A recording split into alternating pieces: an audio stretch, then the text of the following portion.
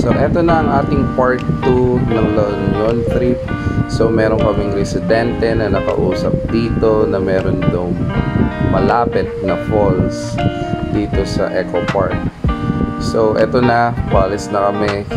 Kita nyo naman yung mga pailaw nila dito, sobrang ganda. Sobrang curious din kami kung anong itsura nito kapag gabi, dahil meron din mga bilihan dyan ng mga pagkain, pagrentahan ng bike, at marami pang iba. So isi-shoutout ko lang pala ang mga aking followers sa aking video, si Nelson Peralta, Alex Esquivel, at si Joel, na pinakamasarap din namin na kaibigan. So ito, kita nyo na dyan yung mga pinagre-rentahan, pinagbibilan ng pagkain. But again, what I highly recommend and suggest, kapag punta kayo ng Eco Park, magdala kayo ng sarili ng table, tent, at sarili ng pagkain para wala na kayong masyadong magastos. So ito, pabiyahe na tayo.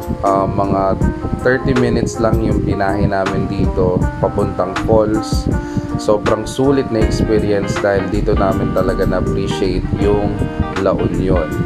Lalo na hindi kami ganong mahilig sa beach. So eto, ang maganda dito, meron silang falls na malapit. So pabiyahe na kami, kita nyo naman yung mga views dito. Sobrang ganda, mapuno, mountain siya, at wala pang ganong sasakyan. Hindi rin ganong kapangit yung daanan nila dito, guys. Kita nyo naman kung gano'ng ka-lower dito ang kotse ng kaibigan ko. De joke lang, may hydraulic siya, natataas pa. So eto, pupunta na kami.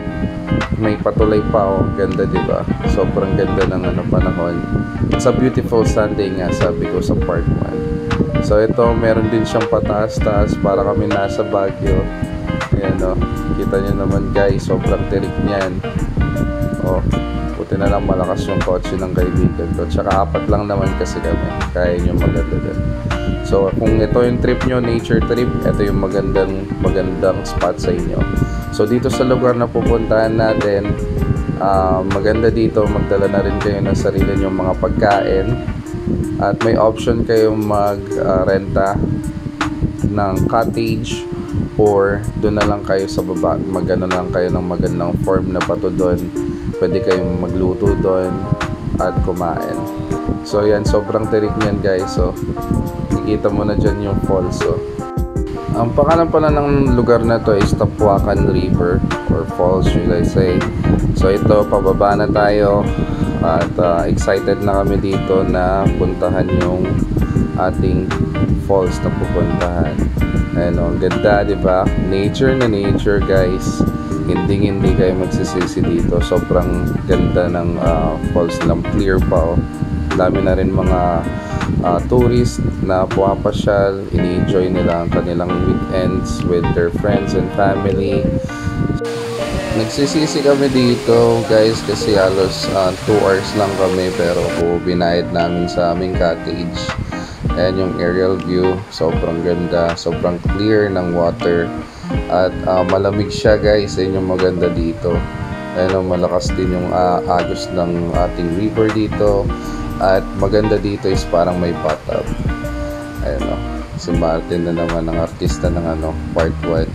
So ito, kita nyo naman, guys. So picture din kami dyan. Sobrang nag-enjoy kami dyan. Nagtagal kami, nagbabad kami dyan halos 2 hours. Ayan. So ito, nagbayad na kami. Pataas na kami ulit. At hindi siya ganun nakakapagod dahil malapit lang ito sa parking.